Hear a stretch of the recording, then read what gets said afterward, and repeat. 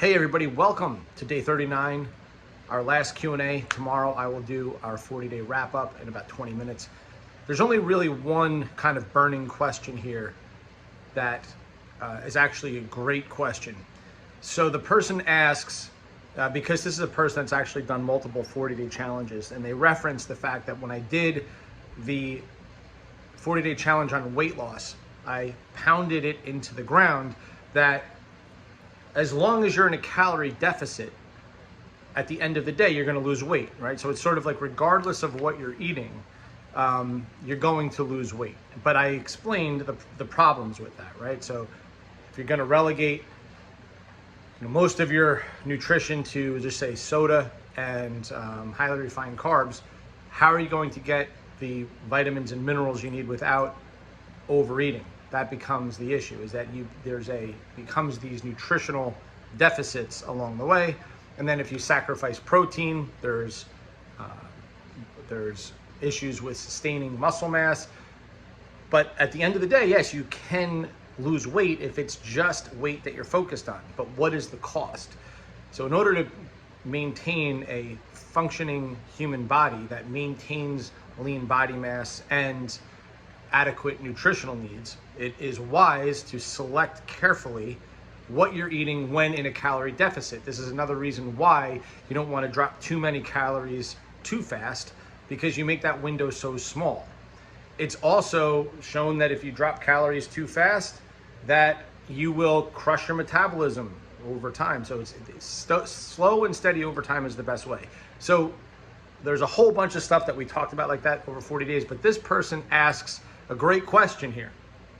And they're referencing something that I said about low-fat diets and how instead we got type 2 diabetes and we got fatter.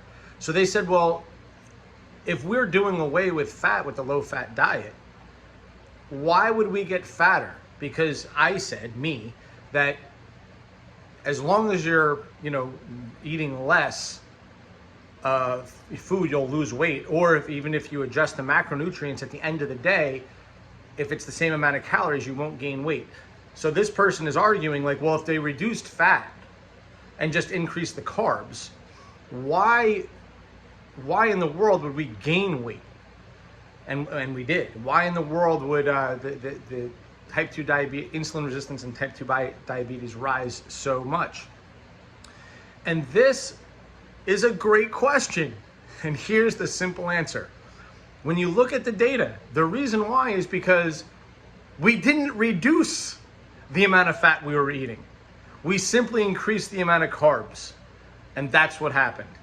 The other big thing, which I have alluded to in the past, was, and you may say like, well, why would we overeat like that? What's driving it? Well, if you eat more carbs, think about it. You have to bring yourself back into the 80s and 90s to think about what was being touted as healthy, right? A lot of things were out of packages and boxes and just easy to overeat foods. And it was, low fat, anything that said low fat, we just assumed it was good for you. It's like today, you assume gluten-free is good for you, or you assume keto is good for you. It's not necessarily good for you in that regard. So you have to understand what's in it, what's driving the taste. Is it going to make you eat more? Or is it serving you your nutritional profiles? So when you look at what people are eating, they're eating more carbs, which drives your appestat further, right? More sugar, because sugar is just a carb. More sugar, spike that insulin, spike that blood glucose. And we already talked about the effects of insulin resistance. Like literally you create a situation where your cells are starving. That's what happens, okay? But then the other thing we talked a lot about was linoleic acid. And I sent you guys who are doing the 40-day challenge with me a whole bunch of things to look at with that. And that is from vegetable oils. So when we started to go quote unquote low fat, we also steered clear of saturated fat at the same time. This was a double whammy because we demonized saturated fat, which we now know is asinine. We should limit saturated fat and relegate it to certain sources, which we've talked about, and I'm not going to go into it here, but to replace it with seed oils, canola oils, grapeseed oil, things like this. By the way, all those, like you guys, when you eat out, when you're door dashing, when you're at restaurants, they all use soybean oil or some version of a seed oil to cook in. Soybean oil is the most common. That is super high in linoleic acid. They're frying in it, they're cooking with it. So if you think like you're somehow, I don't cook with seed oil at home, dude, how many times do you eat DoorDash, or how many times do you go out to eat? How many times do you not prepare your meals at home? That's how much linoleic acid. French fries, breads, anything, all that stuff, it's all linoleic acid off the grill, period. Now, you look at the combination of linoleic acid and the addition of higher carb intake, you create a perfect scenario for people to overfeed. So when we look at it, we create a situation where people will both overfeed just by the nature of what they were eating. It's hyperpalatability is what you call it. Then there are studies for this. I sent it to you guys about what happens when you give linoleic acid to mice, to rats, and then eventually in population studies, they will overeat, and there's mechanistic reasons why. Same thing with sugar and carbs. But then also when we look back, we realize that people didn't actually reduce the amount of fat that they were eating, even though we were saying low fat. So that's the answer to that. The other thing is that you guys should be aware of, just in general, in terms of like sugar itself. I put it, in the UTC manual as public enemy number one is sugar.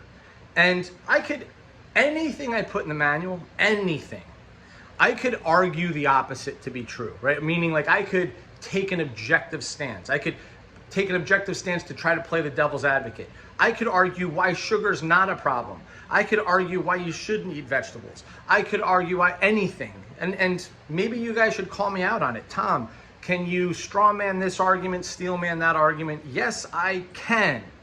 But I will tell you, like, one of the biggest things that you see is with sugar itself is you got to understand the sugar industry is an industry. It's extremely interested in maintaining its profit shares. And one of the things that they're very good at is producing research to show you why sugar doesn't matter in terms of weight loss. Well, again, if you learned like one thing from all these 40 days, challenges when it comes to weight loss, it comes down to being in a calorie deficit. So no, like sugar by itself is not a thing that maps onto being overweight, like just in an isolated box, just isolated. But if you recognize what it's doing hormonally to your body, how and why it relates to hyperpalatability, what's happening in terms of, like I said, hormonal responses with insulin, when you start looking at the cascade of events that occur, it leads to people eating more. And then whatever percentage that is of sugar, like I described, however high percentage that is of calories that you're eating, how do you now get enough protein, enough micronutrients, enough macronutrients, enough vitamins and minerals? You get it, right? And because in order to get that, it has to come from somewhere. Now you could supplement and you could do certain things, but at the end of the day, guys, most people, they don't do that. They don't look at it. People think like, oh, it's just as simple as like, a multivitamin. It's not, man. There's phosphatidylcholine. There's a whole plethora of things that you're just not going to get in a basic multivitamin. The multivitamin's only this big. How much do you think they can really fit in there? And then with multivitamins, you're missing the relative enzymes that go along with it, right? So although you may recognize that, I'm getting enough quote unquote vitamin C or enough B vitamins, out of the context of the enzymes of the food, you got to remember a lot of this stuff will pass right into your urine, into bowel movements. We already talked about the state of people's ability to emulsify fats from fat-soluble vitamins. It's extremely hampered. Like if we were relying on vitamins to give us what we need, that's a big problem, man. This is why we need to recognize how to really filter research and understand what's going on. And this is something I will talk about a lot in the UTC in videos. So In the UTC, when we do the seminar, I'm just going to keep it to the basics. And then when I do the videos, I'm going to do 64 days, each one 10 minutes. And one of the things I'm going to talk about a lot is sugar. And I'm going to explain to you guys how these industries have manipulated the data. You know, meaning like how it's very easy to put forward a version of a truth while missing the entire point of what's actually going on. You're completely masquerading what's happening here, and it's detrimental to human health. So anyway, that was a great question. Hopefully you got something out of that. Tomorrow I'll do a 40-day review. Thank you for everybody who participated, and have a great rest of the day. Please thumbs up the video. Thank you.